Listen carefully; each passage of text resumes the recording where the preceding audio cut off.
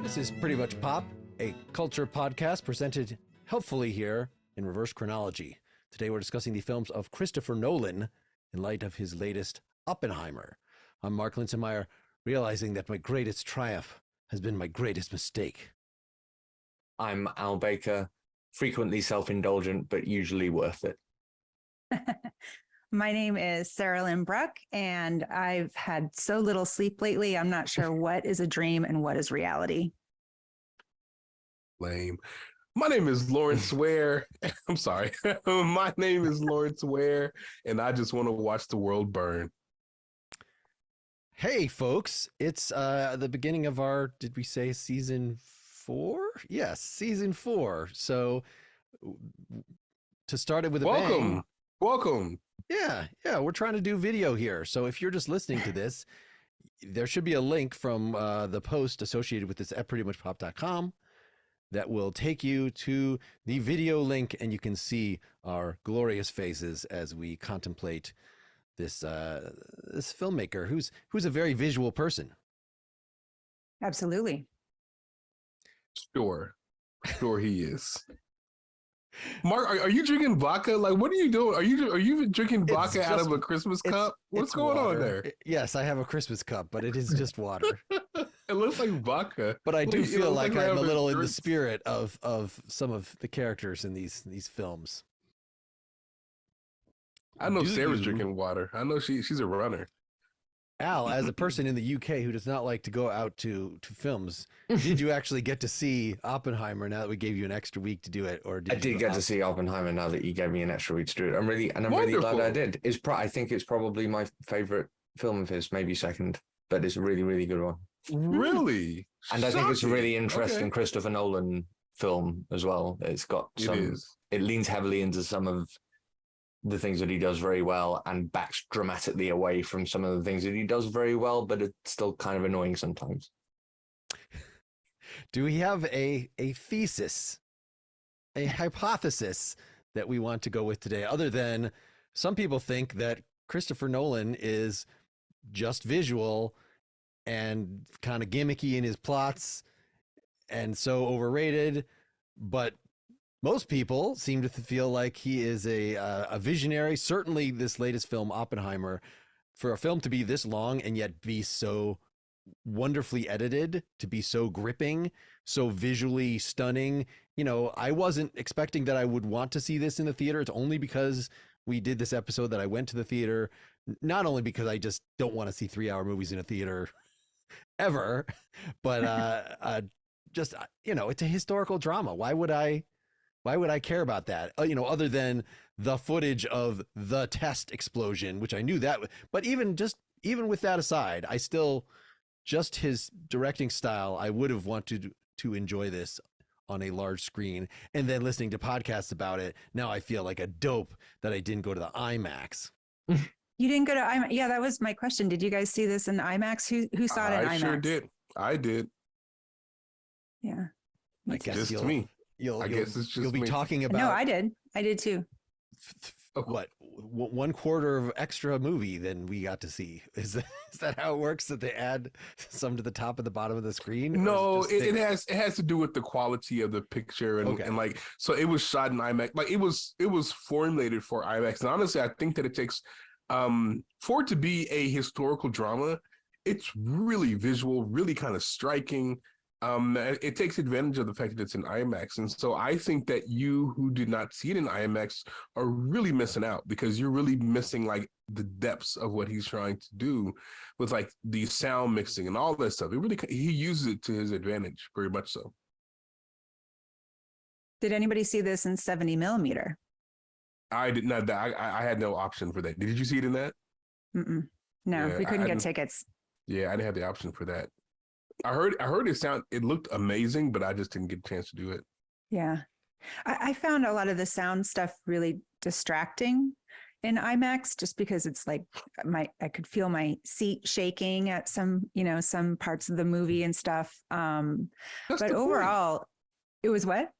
That's the point. Like I know. You go to IMAX not to watch a movie, but to be a part of a movie. To be part of the movie. That's what they say. Sweat on you. No, that's 40X or something. That's some kind of crazy whatever. No, but it's really good. I really enjoy being immersed, but I will admit that sound mixing is pretty intense. It's very intense. Yeah, it was pretty loud. But I think, like, I don't know if a good place to start with his movies is about how his movies, and especially with this latest one, are about guys, about dudes, right? It's about the male experience. So and after masculinity. I had exactly the same thought, because after we watched the Barbie movie, I found it kind of the first Nolan movie I watched in the run up to this was Inception, which I hadn't actually seen all the way through before. But there are some elements of that movie which, after watching the Barbie movie, I started thinking of the Mojo Dojo Casa House that Ken builds and I basically went into rewatching these films because some of the machismo and bravado in Inception is absolutely absurd, and it made me laugh. And the kind of question that I came into watching this run of Christopher Nolan films was, is Christopher Nolan a Mojo Dojo Casa filmmaker? Or is there like something, because he has this reputation of being incredibly cerebral and thoughtful, but a lot of the movies he makes are really very dumb in a lot of significant respects. And he's got that Rick and Morty fan base problem where his most devoted admirers are incredibly irritating in their admiration of him.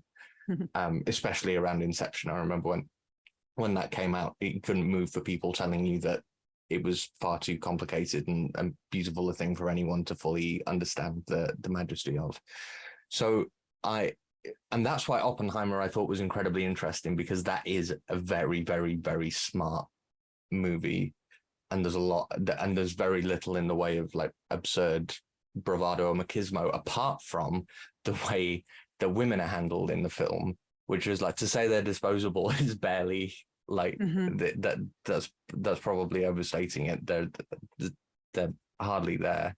And I don't think necessarily that a film about a historical man living in an extremely patriarchal society needs to pass the Bechdel test, but it was still really striking that how shallow the women were in the movie. I mean, was there any character? Go ahead. I mean, no. I mean, I definitely have a lot of thoughts about how he handles women in his movies. And, the dead wife trope is something that we see over and over and over again. But I do think that his movies, they're not feminist by any means, but I also think that he is poking at what it means to be a man, what is, what that means. And, even with Oppenheimer, I mean, Oppenheimer himself was a narcissist, and he was full of himself, and he pushed his own ideas. He was definitely a complicated figure, as all of his protagonists are. They're all kind of morally ambiguous in lots of ways, or morally compromised in lots of ways. And that's really interesting. So it's not, I don't feel like he's like pro guy at all. I think he's definitely, but he's exploring what it means to be a man, often at the expense of women. I think that with Nolan, it's kind of it's a tough question, because Nolan is not great with women. He's just not. None of his movies have women characters that are three-dimensional and whatever. So it's clear that Nolan is a really talented filmmaker. It's clear that he has a very unique perspective, and he kind of drills into that perspective. I don't know if we should fault him because he's not good with women, right? I mean, ideally a film should include three-dimensional women. And I think he tries to do so. I just think that he fails to do so. And so it's one of those things where he's not great with women. He's just not. And I don't know if that is a drawback of his talent and his ability in his movies, or is that just the nature of them? So, for example, there are other filmmakers who weren't very good with women. I think that Stanley Kubrick could have done a little bit better when it came to women. Alfred Hitchcock could have done a little bit better when it came to women. But their movies are still really, really good and really, really noteworthy. And so I think that Nolan is kind of in that lane where he's not good with women, but his movies have so much else going for them that maybe we understand the limitation, but also see how he does something really interesting and really unique. I mean, there is a there's a criticism I think that lands there, but I think the more interesting, I think, is what Sarah Lynn started this off with, and I turned it into more of a criticism. But it is interesting how his focus is masculine. All of his like leading, like Cillian Murphy is the kind of seems like the ultimate muse for him, because it seems like there's always there's a certain kind of guy that he likes to have as his leading man, right? The Christian Bale and who was it in Memento? Guy Pearce. Guy Pearce. There's a brooding, tortured quality to them, and it's Matthew McConaughey is kind of the most interesting variant of them, I think, or at least stood out to me. But they are all the same, and it's really fascinating. Is that a self-insert? Is that what Nolan? Yeah, that's what I was thinking. Is he just like Inception is supposed to be, or one reading of Inception is that it's about filmmaking. It's about Christopher Nolan as a filmmaker, and all of the thieves were, represent the director and the producer, and that in essence, you could boil down all of these movies in some way that they are actually just about Christopher Nolan himself as a filmmaker. I wonder if he's not playing with the fact that film does not show the insides of people's minds in the way that novels do. And so some of them, like Dunkirk, which I saw for the first time in preparation for this, are explicitly not inside anybody's mind. Like it goes back and forth between a few characters, mostly one that you don't learn the name of. Also, Tenet, the main character played by John David Washington, does not have a name, is literally called the protagonist. Yeah. And so when he does go internal, whether he's trying to get into Batman or into Oppenheimer, then he does it in a very, very focused way. Or Memento, you're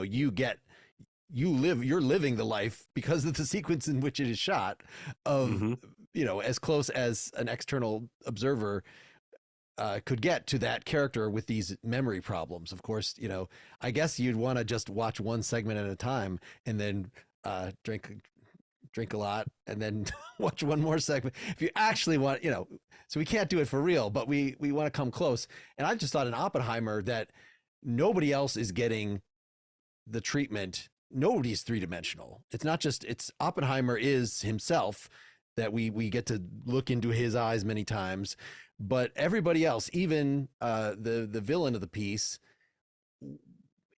I don't know, we get to see some conversations, but the fact that it's such a surprise that it's sort of that heel turn that he makes, the Robert Downey Jr. character, is because we haven't really been seeing much of the movie. I guess a little bit. He's watching Oppenheimer and Einstein talk, right? For once, so there's maybe a couple scenes, but yeah. So I felt like the same thing. Like there were hints of depth with his wife throughout the movie, but it just did not dwell on what it's like to be Oppenheimer's wife. Like the whole thing could have been told from her point of view. It's just not what he chose to do. Mm-hmm. Well, she was supposedly, she and his mistress were supposedly intellectually, certainly the mistress was intellectually his equal, right? So she was the one who supposedly got him. And I think so many of the women in these pieces are supposedly the people who understand these guys perhaps the most, which he uses when they lose these women, that becomes what propels their particular narratives forward, which is kind of a cheat on one hand. But on the other hand, you could say that some of these characters, these women, are, if not three-dimensional, they're at least strong in their own way. I don't know. I mean, I thought Florence Pugh was really good in the film. I'm trying to think back. Like, did she have a great depth? No, I mean, not great depth, but there was a lot there, and I think Florence Pugh brought a lot to the film. Mm-hmm. And it was written there, and if you're missing anything, it's going to be in the performance, not in the intention. Like, they spent a lot of time trying to explain what was going on with that character, why the character was so difficult for Oppenheimer to kind of deal with. Now, of course, Oppenheimer is the center of the narrative, but she, as a peripheral part of the narrative, and really not in the movie a great deal, I thought Florence Pugh brought a lot of depth to the character. In fact, so much so that I would be shocked if she's not nominated for an Oscar. Like, that's how much depth I thought she brought to the character. So I don't know, man. I really think now when it comes to Oppenheimer's wife, yeah, that's lacking for me, because when you know the story, you know that there's so much more they could have done with that character. When it comes to Florence Pugh, I really thought that was pretty good. I really enjoyed that. But Nolan has admitted, and you're right, I think she had a great performance. And I thought, what's her name, who played the wife, also had a really good performance. Emily but Blunt. He has, yeah. Yes, Nolan has admitted that on the page, the female characters don't have much. But if you take a look at Natalie from Memento and how much Carrie-Anne Moss puts into her performance, she gives that character a lot more heft than is on the page. And he admits that. I think he's aware that he has kind of a woman problem. But I think the performances, really make them into more than what they were on the page. But still, they're there to serve the male story. That's what they're there for. And the question that I have, and it kind of stems from something that Al has said, many people have said, that Christopher Nolan is really, really good when it comes to spectacle. Like, he does a really good job of that. But when it comes to human emotion, he's not as successful in that. And I think that Oppenheimer is really the biggest challenge that he's faced, of trying to put emotion on screen. Like, what do you guys think about that? Do you think he did good in this film, at least, with trying to display some emotion? I think Oppenheimer's a really interesting. I think Oppenheimer's a really clever figure for Nolan to explore, because I think at least the way Cillian Murphy interprets Oppenheimer, it seems like he struggles with understanding or engaging with the emotional and moral world in something like the way that Christopher Nolan seems to also struggle to engage with the emotional and moral world. Something I really loved about Oppenheimer is the way they handle the way they kind of expressively handle his conflicted moral stance, the way he breaks down in the interrogation scene, all that kind of stuff. That's really beautifully done. But the fact that he chose to focus on someone who would have those kinds of complicated feelings and maybe wouldn't be sure about where they stood, and was eccentric and all the rest of it, I think says a lot about the kind of person that Christopher Nolan at least thinks he can understand. He doesn't make kitchen sink dramas, probably for a reason. No. And his movies have been definitely characterized as cold, which doesn't bother me. That doesn't really bother me. But if I think back to Interstellar, that I think is probably his warmest movie. There's a really strong emotional core to that film. Movie for sure. But is that all in Matthew McConaughey? That was the Matthew McConaughey, and that was it was also in the female the daughter. The daughter. She character. was really good. She did a good job. Yeah, that was a good character. but it was still about it was about Matthew McConaughey's, what was his name? Cooper? Was that Cooper? It was his story, but that one really, that one also, I think he relies on the score for his emotional heft. The Hans Zimmer score for Interstellar, especially, was for me, at the end of that movie, I was like, why do I feel why is there such a rock in my chest at the end of this? But I think he kind of relies more on the external stuff than the internal writing and everything for his, for any kind of emotional reality within his stories. He's a big idea filmmaker, isn't it? Like he likes to, he wants to tackle a big theme in all of the movies that he makes, and kind of similarly to what Lawrence said about his problem with women. Like he really isn't trying to make emotionally compelling movies, or at least I hope not, because he's doing mostly a very bad job if he is. But it's like this is where I genuinely don't know if he is a genius or if he's like a big pseudo intellectual like crank, because the topics that he chooses to explore are so meaty and like ethereal, ephemeral rather, and just I always, well, maybe until Oppenheimer, but I come away from his films feeling like I haven't been given anything very profound connected to the theme that he wants to explore. I don't know if that's necessarily a problem, because it always feels like the theme has been played with, like in Memento, there's like memory and experience and guilt and all that kind of stuff. And identity. And Inception is obviously like dreams and reality and so on. And I always come away from these movies feeling like those ideas have been explored and played with, but I don't necessarily know at the end what I got out of it. What do you guys think? Are we supposed to have answers? Like, is it? No, is it... I don't. No, I don't think we're supposed to. Here's the thing that I get from Nolan. Nolan is like a student who got an undergraduate degree in philosophy, who then began making films and brings to bear all the stuff they learned as an undergraduate in philosophy, but they don't have the higher division level knowledge to make it like systematic, if you will, right?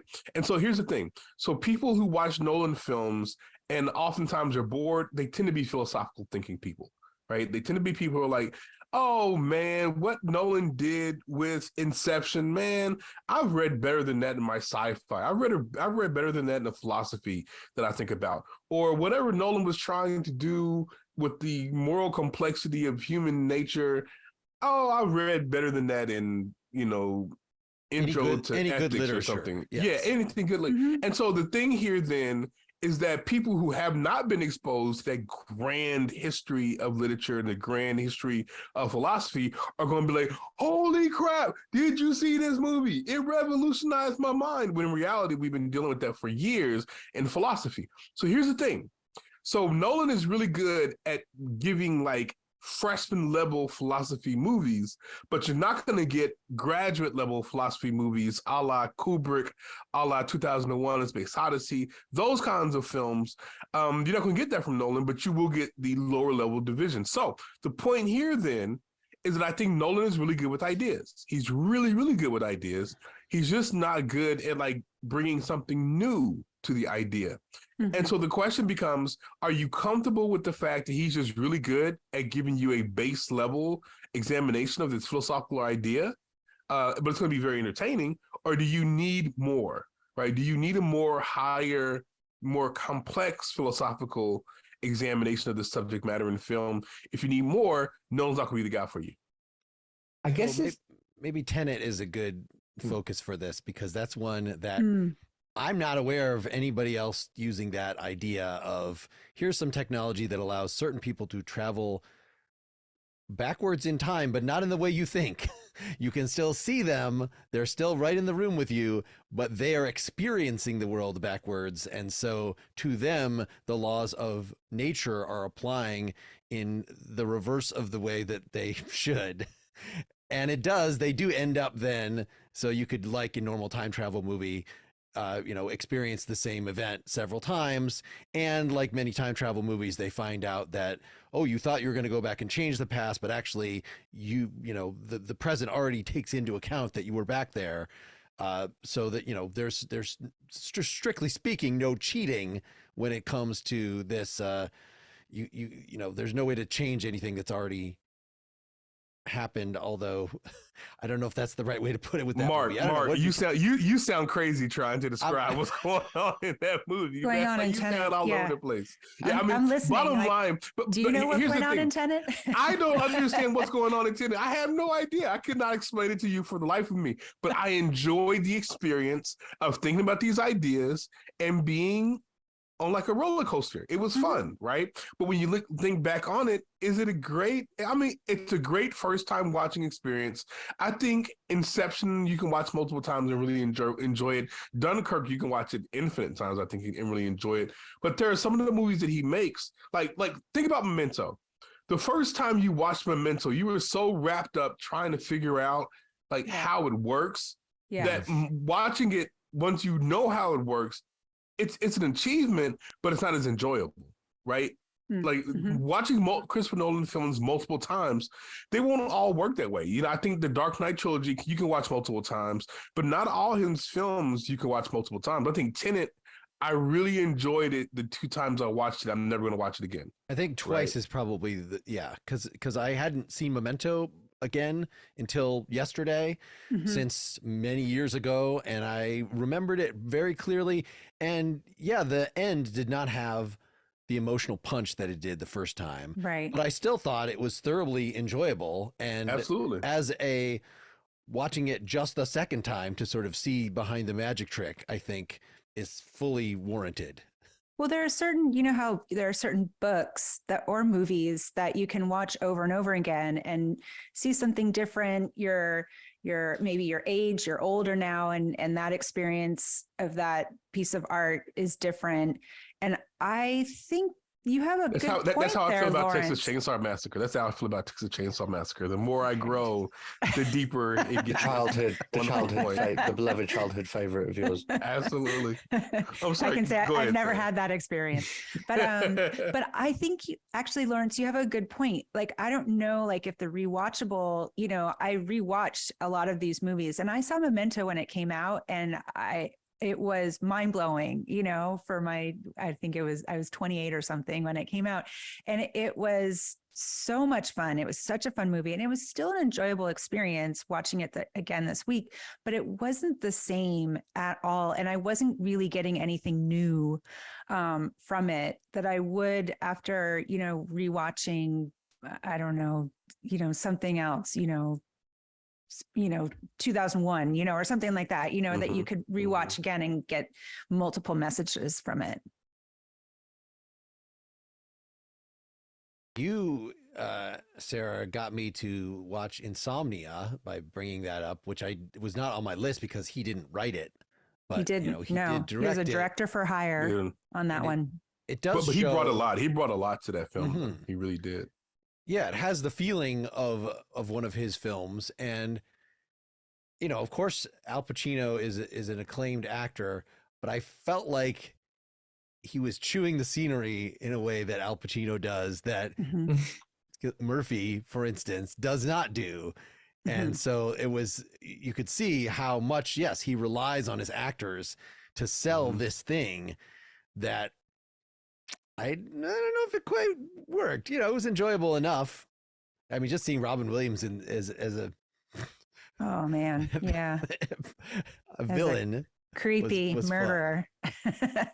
But that one, he has that again.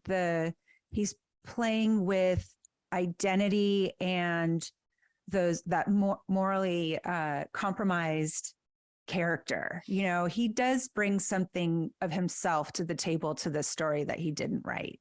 And I thought that was interesting. I always find it interesting when you've got a character that why am I rooting for this guy? Those are good questions to ask, at least for me as a viewer. But it's really hard to give a compelling answer to that if you're no good at like providing an emotional core to the story.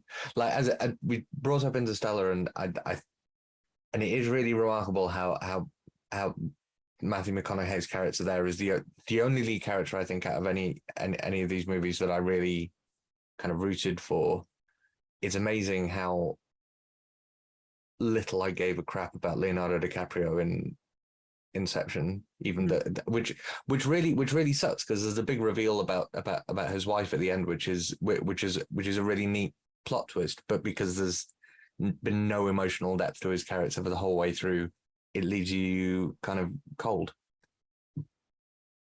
Well, I wonder if it's because the Interstellar story was hinged on the question of whether he was going to be able to go back. He was such a devoted father, but he was also so obsessed, with going back into space and saving the planet or saving humanity. And, and there was again, his Nolan's version of the ticking clock, which he utilizes in all of his films in some way, like there was an emotional resonance there because we got to see him with his kids and he was devoted to them. And that was a big trade for that father. And he does something in that film that he hasn't done in it, that I don't think he's done in none of the other movies that I watched this week, which is start off like the world has ended, but the first thing we see is Matthew McConaughey happy with his family, being a good dad. Yeah. And I think every other movie of his that I've watched this week starts with some kind of grim, morose sequence of shots in some like somewhere horrible. How does Oppenheimer start? Oh, with a mushroom cloud. Yeah. Interstellar is the only one I did not try to watch. I mean, I didn't try to watch any of the Batman stuff again, but just because I didn't know it was supposed to be good. I saw it a while ago and I think I enjoyed it enough, but then since then I've just, that was so silly. It's, I remember it being kind of finding something kind of goofy about it. And so I didn't go back to it. And now, reading and what you're saying makes me think that it is worth another 3 hours of my time at some point. Yeah. And that's another thing. His movies are long. Long. Not the first one. They're following. 1 hour, 10 Did anybody see The Following? Who saw I didn't. The Following? I really wanted to. Was it good? I did see that. I did see that. No, I didn't like it. I realized I'd seen it before. Oh. And there was actually, I don't know when, I don't know what circumstance. I think it was just on TV at some point, and somebody pointed out to me, or I saw that, this is a Nolan film. Like, this is an important director. This is, probably 15 years ago. I don't really know.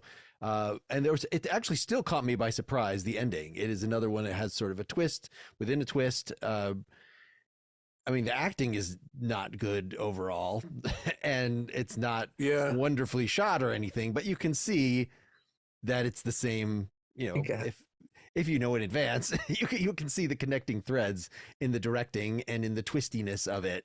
And I just wonder, when we had a Rian Johnson episode, part of it is like, Rian Johnson is a guy who likes to play with genre. And I think maybe Nolan is too. It's just that he's less blatant and cheesy about it and tries to make us take it more seriously. Maybe because of the genres that he is in, that if you're talking about these noir films, then, what's a shticky noir? Like, that doesn't seem like it would be enjoyable. It has to be something that makes you feel like, oh my God, the world is heavy. And so there's a self-seriousness built into that genre that maybe he's a devoted student of that genre. The villain in, well, I know he didn't write Insomnia, but the fact that that guy is a writer of detective novels, of the shticky, low class, not very widely read noirs, I think says something about, and you could completely see Following as something that is very much in that tradition. Absolutely. We haven't touched on The Prestige yet. Did anybody do a rewatch of The Prestige? Of course I did. I did. So that was also supposed to be about filmmaking, right? And how really is it also about filmmaking? This is what I read. Okay. Let's stop. All right. everyone loves to look at Christopher Nolan films as like commentary on filmmaking. Like there's all kinds of discussion about how Oppenheimer is that way, how Interstellar is that way, how all these films are that way. I don't see none of that shit. I don't see it. I don't see this deep philosophical statement that he's making about his craft. I just don't see that stuff. I think the dude has a specific thing that he's interested in. He's interested in big ideas. He's interested in men, and he makes films about that stuff. All this additional commentary that people are bringing to these things, I don't buy it at all. Not a single bit. Do not buy it. All right, Okay. Lawrence. I think The Prestige is my favorite of all of them. I didn't rewatch it this time because I had seen it just a few years ago with one of my kids. It's really good. I'm noticing really good. Co-written by Christopher Priest of Black Panther comic Black Panther fame that we've discussed Black Panther fame. before. Yeah. Crazy. And this was based on a novel, right? I think this was I not do not know originally that one. conceived. Do not know that. I know that Christopher Nolan, if he did not come up with the idea by himself, he's definitely like putting in the things that he's interested in into the film. Because there are just certain things he's interested in. He's interested in masculinity. He's interested in like mind-bending things. He's interested in moral quandaries. And almost all his films are going to have something like that going on. Like some mixture of those three things going on. And obsession is a big one. Obsession is what he's big on as well. He likes people who are geniuses in a way. He likes men who are geniuses in a way that the outside world doesn't fully comprehend, putting themselves through like trials and trauma in order to exercise their special gifts for the benefit of the rest of humankind, who will remain ungrateful for the work that they've done.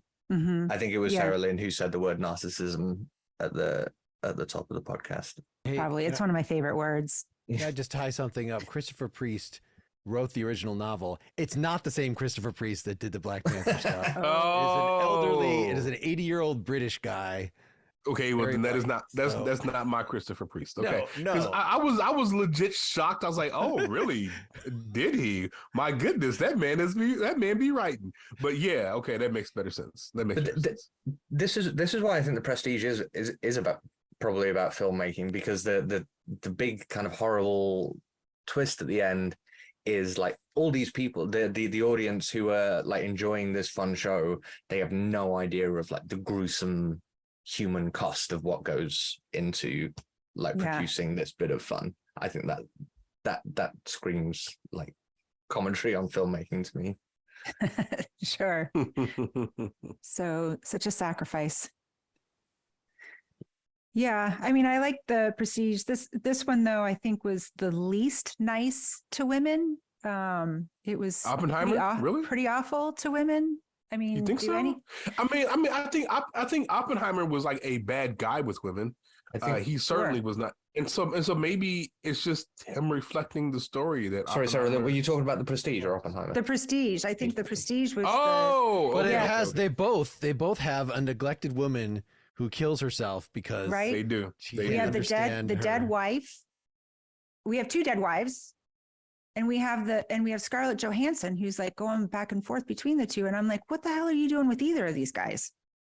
They're both jerks. One of them looks like Hugh Jackman, though. Yeah, you're right about that. And the other one looks like Christian Bale. Like, you put up with a lot for those two. You speak for yourself, Lawrence. I will, damn it. I will. What else are we looking at? I mean, we haven't really talked that much about Dunkirk yet. That I feel like this is the kind of movie that he should make. That there is, and I don't know why I found the editing in Dunkirk and Oppenheimer similar, even though they were totally different. The Dunkirk is basically in real time, and Oppenheimer is biographical. But somehow the flow in Oppenheimer felt like the flow in Dunkirk. But Dunkirk is non-linear. It's non-linear storytelling. It is non-linear, yeah. But here's the thing about Dunkirk. I really enjoy the movie. Honestly, it's one of my favorite Christopher Nolan movies, but it feels as though he's being really cute with Dunkirk. Like there is no reason to tell a historical story that way, the way he tells it. Like he's jumping all over the place and changing perspective and all kinds of stuff. And that's him bringing who he is as a filmmaker. And I see that, but it's more complicated than it needs to be. Dunkirk is really, really good. I really enjoy it, but it feels very convoluted. It feels you that didn't way. like how all of the threads just kind of I did like it, but it feels like, why are we doing a historical film that way though? Like there's no reason to make what was already compelling so much more like complicated, because that story is compelling by itself. Did I miss some of the complications? Because I thought that it was regular people who are not in the military being called up to get on their boats. So that is thing. And then that's compelling. That's compelling. And then the main character trapped in France, trying to get away and getting on a boat with people. Yeah. And then they run into the civilians run into Cillian Murphy's character, and there's some flashbacks of how Cillian Murphy's character got there. And so there's that's also the pilots too. And then the pilot is. I'm saying this is complicated. There is no reason for this story to be told as complicated. Now, I admit there's a lot of moving pieces there, right? But the moving pieces plus the time jumping plus figuring out which is present and which is in the past, like that is way too complicated. The story of Dunkirk is compelling by itself.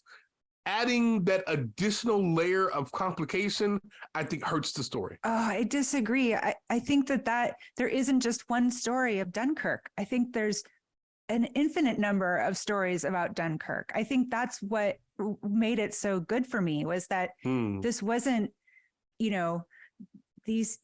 were heroes, but they weren't like heroes. They were just trying to survive. And I thought that's not the typical way that we see these World War II stories. And especially it wasn't a World War II story. It was a World War II story told from a British perspective, which was also really, really interesting. No, I think there's so many different ways to tell that story. And that was part of the point of that movie.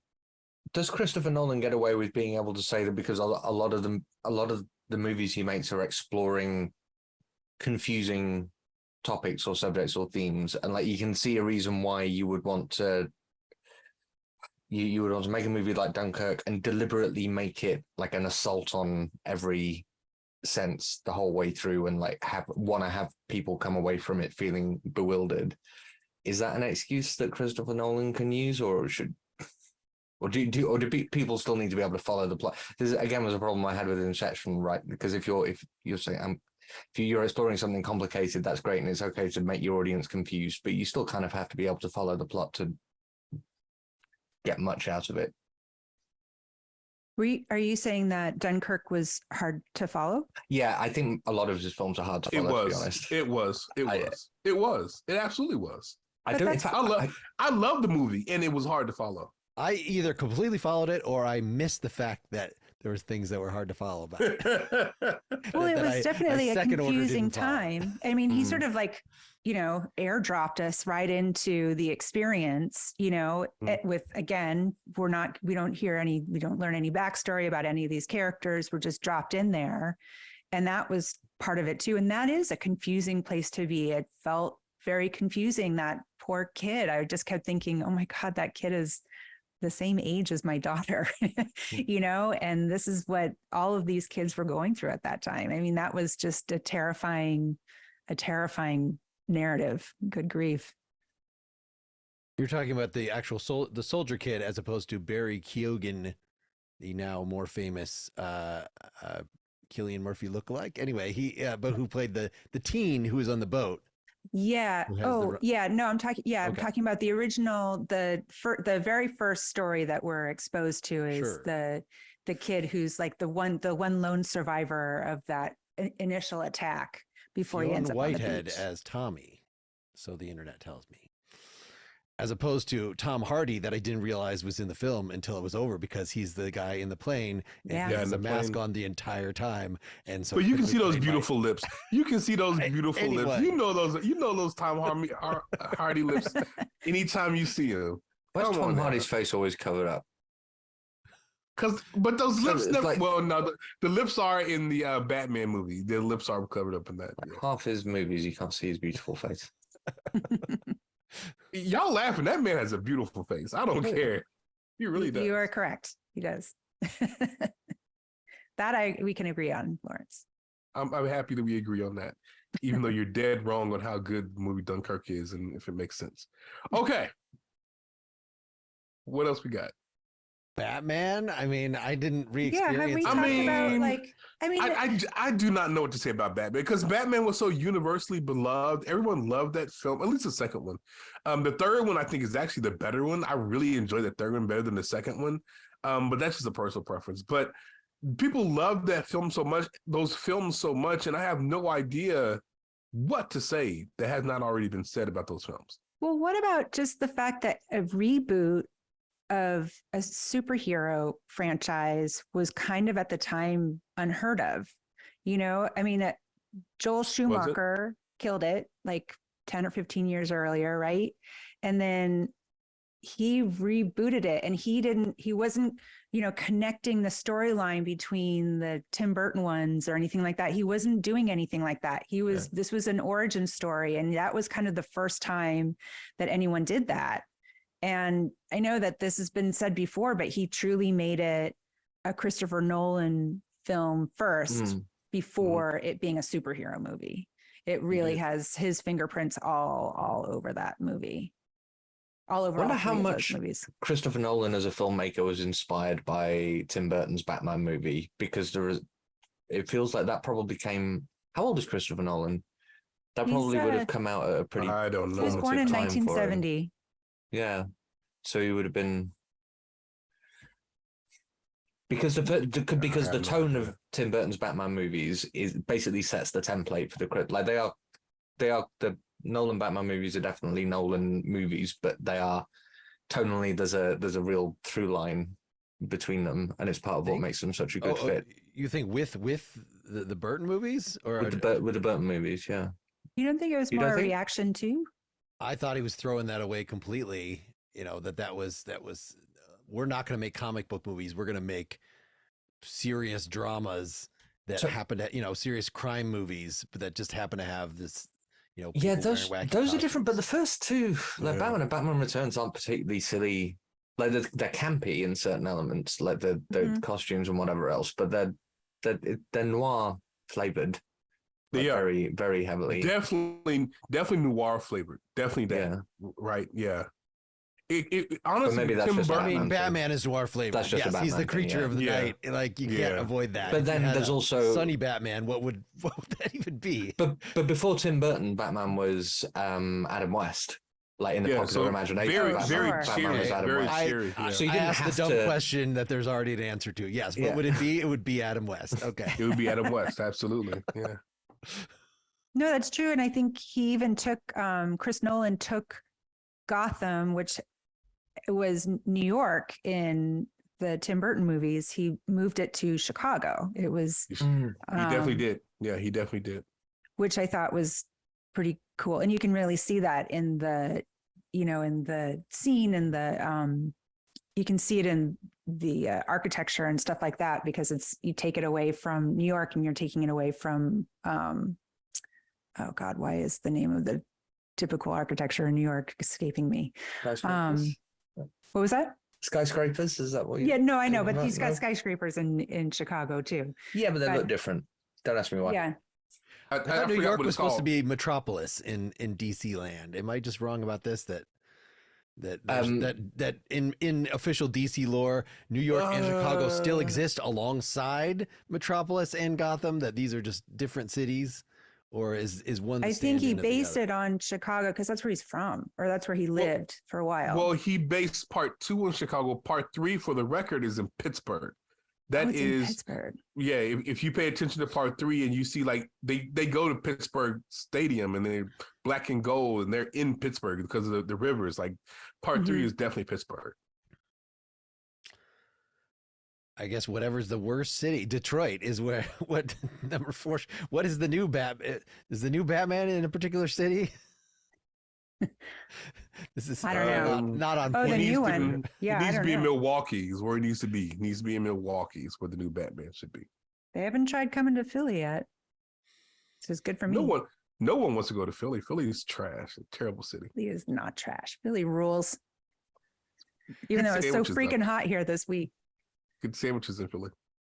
It's a little surprising to me. Maybe it says something about sandwiches. What? No, stop, Mark. Wait a minute. Hoagies are sandwiches. We're not talking about movies anymore. We're talking about sandwiches. We're trashing out Philadelphia, apparently. They call them hoagies here. But they're sandwiches. I know. I mean, it's all the same. Is Philadelphia a brand? Is there bread? Is there bread and meat in between? Yes or no? Yes or no? Is there bread? Is there bread and meat in between? Is Philadelphia in the US a brand of cream cheese like it is here? Yes, it is. Yeah, good. Yeah. Bottom line, I'm right. We can keep going. Now that that's going, but we had to answer that question. Concluded. I find it surprising every other time, even when we were doing the Halloween movies. Like if we have more than 5 movies on our list, we can barely contain ourselves to fit in an hour all the discussion we want to have of these. And it just seems like it says something about the shallowness, maybe, or maybe we're just not willing to take on the challenge, because I've listened to, a podcast on Oppenheimer that was a full 2+ hours long, going to every little detail. But it just seems like what is really sinking into us is these are pretty, these are ambitious. They sort of get nonsensical if you look at them too closely, for the most part. Maybe not Oppenheimer, but and that the end, is that how we're ending this episode with that? I think that's, to be honest, the more that I think about, okay, I love Christopher Nolan. I love him as a filmmaker. He's fun to watch. He's not fun to talk about. Like there's not much there to really kind of dig your teeth into. He has sparks of there is inspiration going on. He has cool ideas, and either he or people you work with are very talented enough to realize them in a really interesting way. But he's not good at digging really deeply into the themes that he's talking about and coming up with something that's ultimately a lot of fun to talk about. He's really good at having the first good idea and making a very, at least visually interesting movie around it. Christopher Nolan knows how to make Christopher Nolan movies. He does. I mean, do you think there's a reason why his movies come out in July and not in December? When is it because want to sit in an air-conditioned theater for 3 hours? Well, and his movies are fun. His movies are plot-driven. They are, like you said, they're pretty. They start out with a big idea, but he's not providing any answers for you. And he looks at the same ideas over and over and over again. Is he essentially creating kind of the same themes over and over and over again? Which makes it, which maybe is why he wins, he wins Oscars for how pretty his movies look and how great they sound. All the technical stuff. I'm not going to fault a filmmaker or anybody. I was hearing something about a comparison to a musician who seems to put out kind of the same, they just have this thing that they're trying to perfect. He's got a style. So yes. And so if it's okay actually to have an output that is sort of redundant in one aspect, if that's the thing that you're chipping away at. I see. It's just kind of, I don't know what the right emotion is, but it's odd that the thing that he is clearly really good at is the technical aspects of making a compelling movie. But it feels like the thing he enjoys most is the cerebral, concept-led element of making and writing movies, which isn't the stuff that I enjoy most about his films. I will say, though, like David Lynch, for the same reason. Wow, just shots fired at David Lynch. Are we really firing shots at David? I completely disagree with you. I think David. Okay, I've got a what's the word when you have three pictures together? A triptych together. Go for it. I'm going to put a triptych of filmmakers together, and I want you to tell me if you think I'm onto something. At this end, David Lynch. In the middle, Christopher Nolan. At this end, Zack Snyder. You're onto something. You're onto something with that. There is a through line between the two. Least to most dumb versions of the same filmmaker, essentially. Oh my gosh! Don't call Zack Snyder dumb. We can fight about this. He's not dumb. But there is a through line. He's more dumb. I would not agree with you. There's a through line, though, in what the three filmmakers are trying to do. I will say, though, going back to Mark's point, that if Christopher Nolan is drilling down, I think that's what he's doing. I think he's really trying to hone his storytelling. And I think that Oppenheimer is his best film thus far. Sure. Better than Memento, because Memento is a really good idea. It's better than Dunkirk, because Dunkirk gets really confusing for me.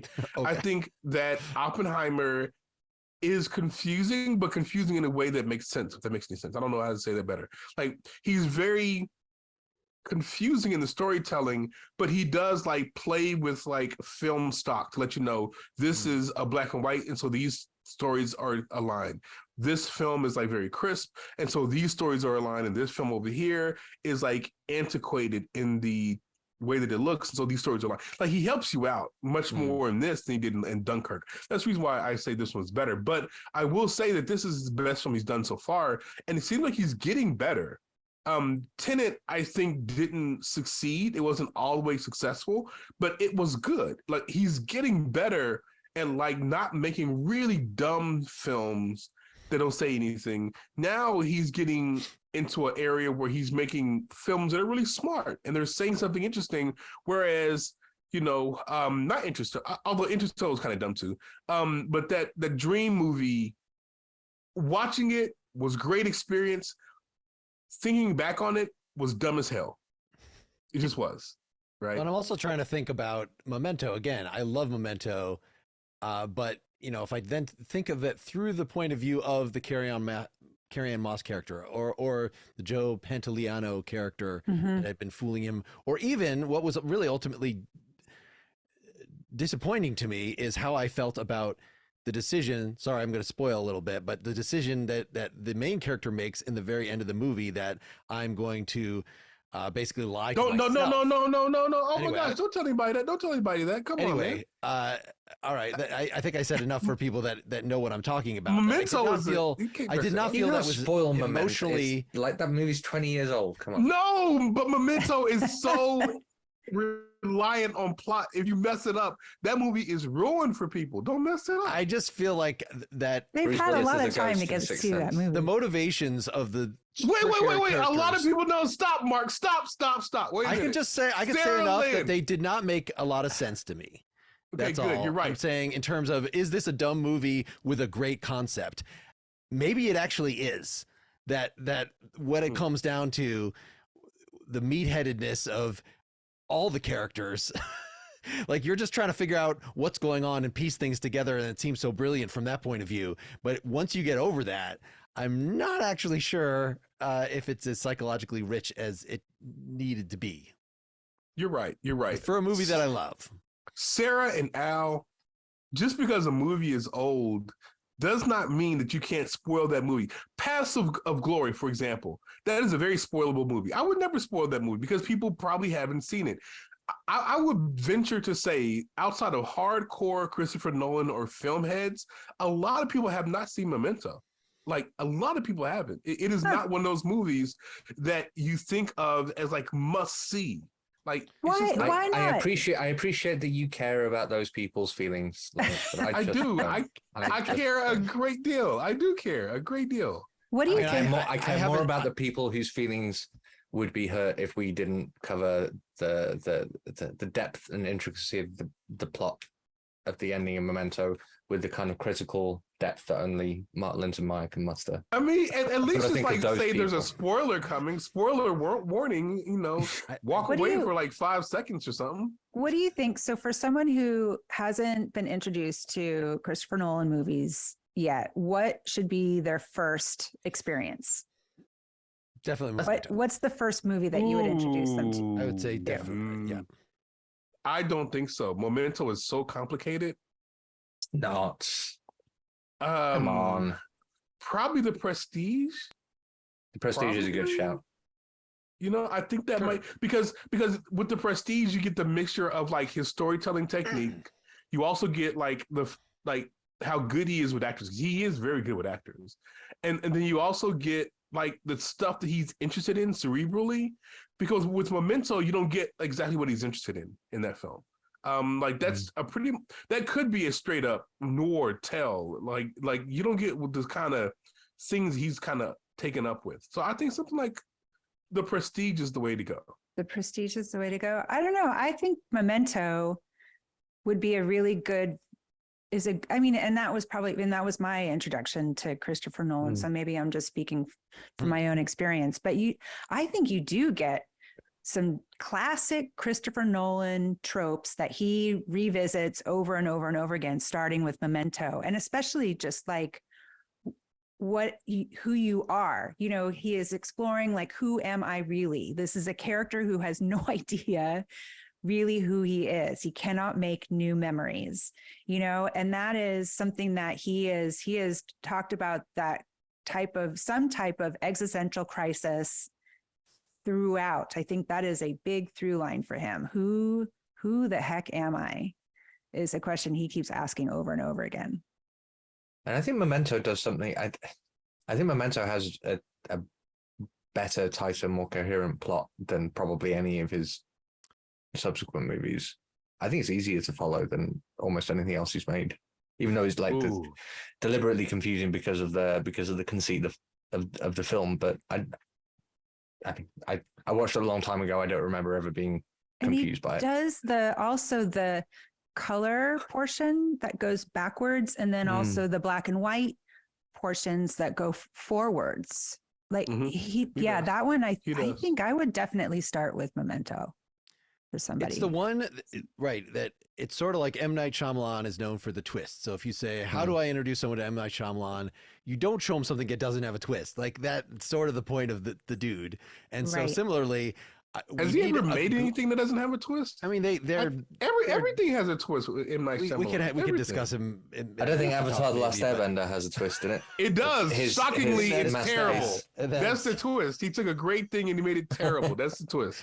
But in terms of, so you got to have something with a innovative but ultimately nonsensical sci-fi bit in there, and how much you then build it up. Like, this is what I thought was kind of silly from what I remember about Interstellar, is that there was something about the twist, and I definitely felt that way about Tenet, that this is actually sort of nonsense, and as cool as Inception is, and as resonant as that is in the culture, don't look at it too closely. It's kind of nonsense. Well, if it's going to be that way anyway, Memento is definitely the best of those in terms of not feeling like you put so much time and energy into something that's going to end up being nonsense when you look at it closely. Well, that's like, my husband says that his movies, we were talking about Interstellar in particular, that they've been wrongly classified as science fiction, whereas he thinks that they're really fantasy, because he's bringing these kind of magical elements, things that you can't really explain away, into so many of his films. I don't know. What do you guys think about that? Do you think? I was just thinking how he, in his choice of subject matter and in the structure of his storytelling, he reminds me a lot of Philip K. Dick and those kinds of stuff. So I would say very solidly sci-fi and that kind of definitely cerebral American tradition. But I get the idea that you could defend sci-fi as, it doesn't have to be hard sci-fi. It can be fantasy sci-fi. It's an idea, but then, and I guess he was one of the executive producers on Transcendence, which was another one it's just a silly movie, frankly, but it has, one of the things of let's all upload our brains. That's a catchy idea nowadays. We talked about Black Mirror only recently. It's all that kind of stuff. Mm-hmm. Mm-hmm. Well, I think this is a good way to any final thoughts before we say goodbye to the general viewers and turn off the video here. Christopher Nolan knows how to make the movies that he wants to make, I think, and Oppenheimer's real good. Please keep making movies. We like them. We like despite them. our quibbling. I think You should make. Go ahead, Sarah. You can go. Sorry, I just want to say I very badly want Christopher Nolan to make a spy thriller, some kind of political thriller in the vein of He has. He's made spy thriller. No, but in the vein of like Tinker Tailor Soldier Spy, a really slow, like luxurious. No, you don't want because that was the stuff that I liked most in Oppenheimer is that he let Cillian Murphy act the shit out of that screen. It was beautiful. I want him to make a 3-hour long, really boring like spy thriller. I want him to fall on hard times, so he has to make the G.I. Joe. He has to revive the G.I. Joe franchise and make the G.I. Joe movies. I would love that. That is the natural successor to Greta Gerwig's Barbie is Christopher Nolan's G.I. Joe. It would be. I think that it was Oppenheimer and Barbie were just perfect bookends. Oppenheimer is Nolan's G.I. Joe. Exactly. One bit of business that I think Lauren suggested this last time. If you're hearing this on the Partially Examined Life feed, this is going to be the end of your experience. But if you actually subscribe to the Pretty Much Pop feed, the free feed on now, prettymuchpop.com, there will be posted there the after talk that we are about to have now. And you need more of us, right? You'd want another 20 minutes or whatever. I know you do. So we hold all the best stuff. We hold all the best stuff for the after talk. Like what you heard here was rubbish, nonsense. But the good shit's about to start. The good shit's about to start. About to start. All right, wave bye to the viewers. Bye guys. Bye.